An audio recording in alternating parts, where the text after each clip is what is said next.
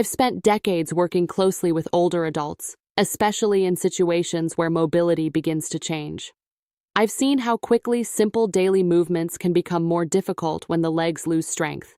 And I've also seen something important. This process is not random. The body gives signals long before serious problems appear. Let me ask you something honestly. How are you supposed to suddenly start doing deep squats the way younger people do? When your body feels different, your joints are more sensitive, and your balance is not what it used to be? Yes, squats are often recommended, and I agree. They activate major muscle groups in the legs. But there is a difference between theory and real life. As we get older, the body changes. The knees may feel more delicate. The joints don't tolerate pressure the same way. Balance reactions become slower, and forcing movements that don't match your current condition can do more harm than good. So the real question becomes this: how can you build strong, reliable legs in your 70s, 80s, and beyond without putting unnecessary stress on your joints? This is exactly why I began focusing on exercises used in rehabilitation settings and senior mobility programs. Not intense workouts, not painful routines, just smart, controlled movements designed for aging bodies. In this video, I will walk you through 5 exercises that can significantly improve leg strength. We will go from the simplest to the most effective. And the number one movement is something I personally recommend often, because it strengthens the legs while staying gentle on the joints. I've also added a few helpful notes in the description if you'd like to understand why these movements work. Before we begin, I'm curious, how old are you? Share it in the comments. I read them and respond whenever I can. Now let's start with exercise number 5. Exercise number 5, the seated marching hold. This movement may look very simple at first, and because of that, many people underestimate it. But I recommend you stay with me here, because this is where the foundation begins. A recent study looked at adults in later life who practiced this exact movement consistently over several weeks. What they noticed was a clear improvement in hip strength and a better ability to stand up without relying on the arms. And here's what matters. The muscles at the front of your hips, the hip flexors, are responsible for lifting your leg every time you take a step, every time you climb stairs, every time you get out of bed. When these muscles weaken, the body starts adapting. Steps become shorter, posture changes, movements become less stable. And this is when the risk of losing balance increases.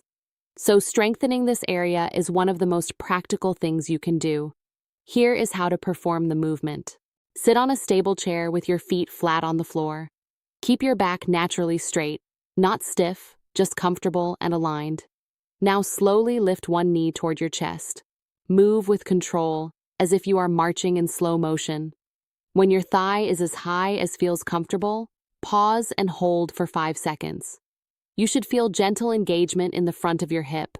Then slowly lower your foot back down. Repeat the same on the other side.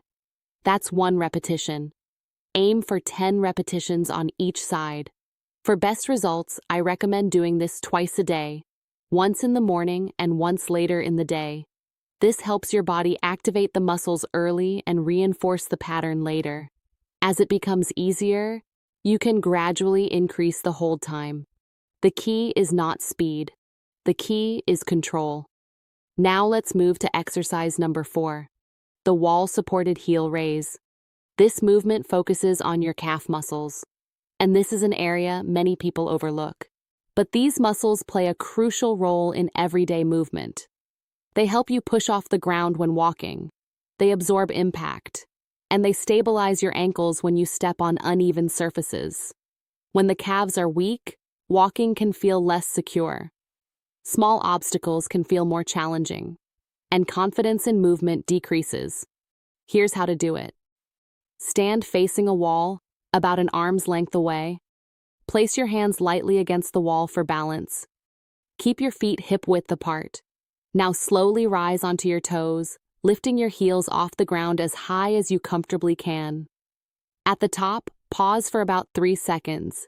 Then slowly lower your heels back down, taking your time. This lowering phase is very important. It helps build strength in a safe and controlled way.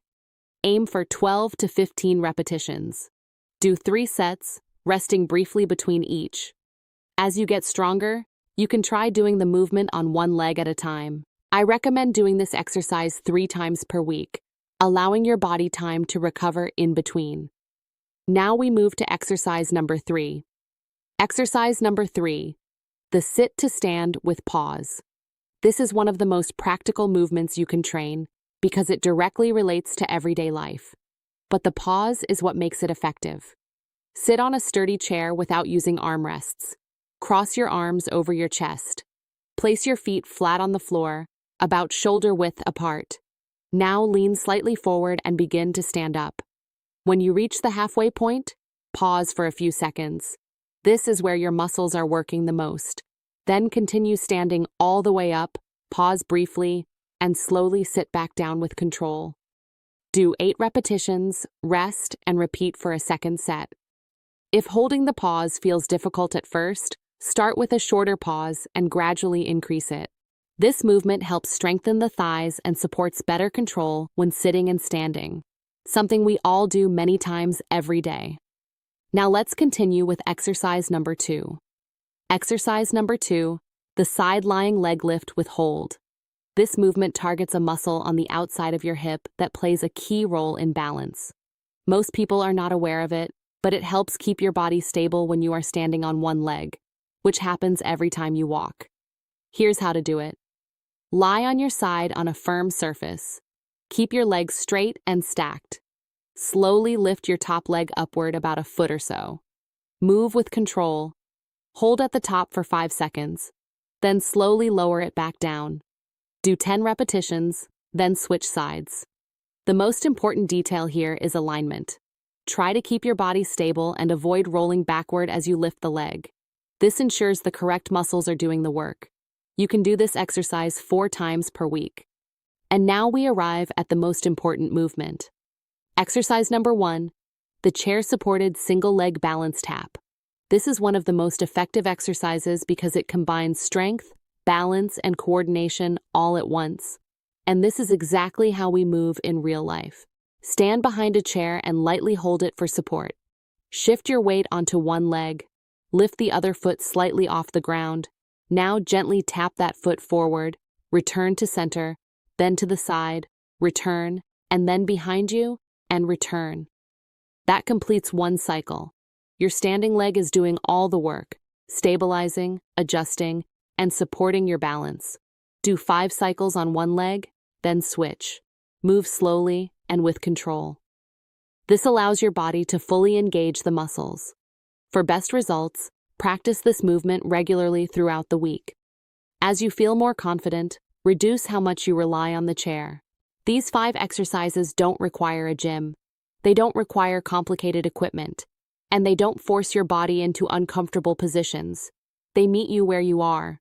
When practiced consistently, they help build strength, improve balance, and support your independence in everyday life. Start with one exercise if that feels more manageable, because what matters most is not perfection, it's consistency. Choose one movement today, do it with care, and over time, your body will respond. Thank you for watching.